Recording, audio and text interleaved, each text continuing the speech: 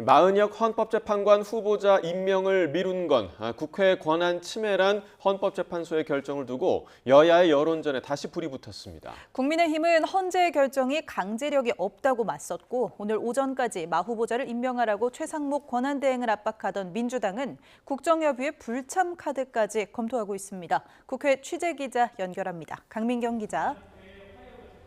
네, 국회에 나와 있습니다. 네, 마은혁 헌법재판관 후보자 임명 문제를 둘러싼 정치권의 공방이 가열되고 있다고요? 네, 국민의힘은 마은혁 헌법재판관 후보자를 임명하지 않는 건 위헌이라는 헌재 결정이 안타깝다면서 스스로 공정성 시비를 자초했다고 날을 세웠습니다. 이어 헌재 결정이 직접 강제력이 있지 않다는 주장을 펼치며 최상목 대통령 권한대행이 결단을 내리는 건 다른 문제라고 선을 그었습니다. 함께 들어보시겠습니다. 헌법재판소의 권한쟁의 심판 결정은 법적 구속력은 있지만 직접적인 강제력이 있는 것은 아닙니다. 즉 위헌성이 확인되었다고 해서 반드시 마은혁 후보자 임명 등 즉각적으로 후속 조치를 해야 한다는 의미는 아니라는 것입니다. 반면 민주당은 최 대행이 마은혁 후보자 임명을 미루면 오후에 예정된 국정협의회 불참 여부까지 검토하겠다는 입장입니다. 박찬대 원내대표는 기자들과 만나 국정협의회에 참여하지 않는 선택지도 고려하고 있다라고 말했습니다. 아침 회의에서도 박 원내대표는 최 대행이 헌법 위에 군림하는 특별한 존재가 된 것처럼 행동하는데 착각에서 깨어나라고 촉구하며 탄핵을 시사하는 듯한 발언을 하기도 했습니다. 들어보시겠습니다. 오늘 오전까지 마은혁 재판관을 임명하지 않는다면 대통령 권한대행으로 인정할 수 없다는 사실을 분명히 경고합니다. 다만 민주당 일각에선 최 대행이 마은혁 후보자를 임명하더라도 윤 대통령 탄핵 심판 결론만큼은 현행 8명 체제로 내려야 한다는 의견도 나오고 있습니다. 국회 탄핵소추단 소속 민주당 이춘석 의원은 기자들에게 혹여 마 후보자 임명으로 윤 대통령 심리 기일이 길어지는 건 아닌지 염려는 있다며 헌재의 신중한 판단을 당부했습니다. 네, 또 여야가 본격 민생 경쟁에도 뛰어든 모습인데요. 오늘 아침 각 당 회의에서 어떤 발언들 나왔습니까?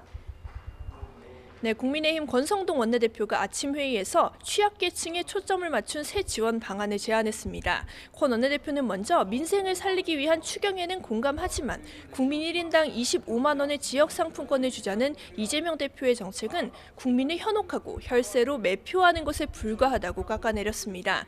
이어 가장 어려운 분들의 소비 여력을 보강하는 것이야말로 진정한 복지 정책이라고 강조하며 제안을 하나 했는데 들어보시겠습니다. 기초수급자와 차상위 계층을 대상으로 1인당 25만 원에서 50만 원을 선불카드로 지원하도록 추진하겠습니다. 국민의힘이 정말 국민께 힘이 되는 책임을 제대로 다하겠습니다. 민주당은 어제 본회의 문턱을 넘지 못한 상법 개정안을 고리로 이에 반대하는 여당을 압박하며 개미 투자자 민심 잡기에 나섰습니다. 이재명 대표는 아침 회의에서 이사의 충실 의무를 주주까지 확대해야 주식시장이 살고 시민들도 부동산 자산 형성에 매몰되지 않는다고 지적했습니다. 상법 개정은 윤 대통령과 금감원장, 심지어 여당 전임자인 한동훈 전 대표도 약속했던 것 아니냐고 공세를 펼치며 다음 회기에 반드시 상법 개정안을 통과시키겠다고 강조했습니다. 이재명 대표 발언 들어보시겠습니다.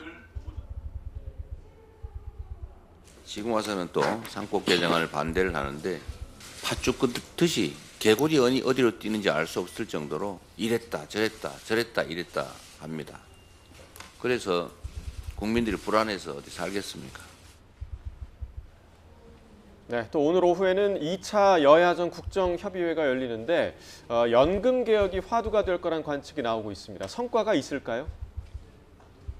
네, 최상목 대통령 권한대행과 우원식 국회의장, 국민의힘 권성동, 민주당 박찬대 원내대표가 한자리에 모이지만 현재로서는 낙관적인 결과를 기대하기는 쉽지 않아 보입니다.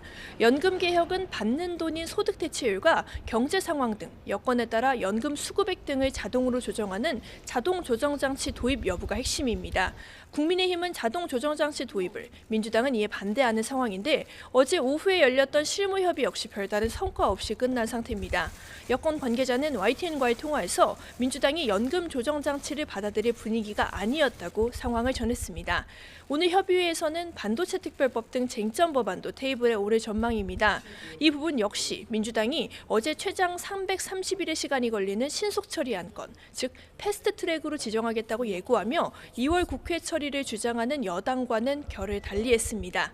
오늘 회의에는 최 권한대행이 자리하는 만큼 추경 이야기도 나올 가능성이 있습니다.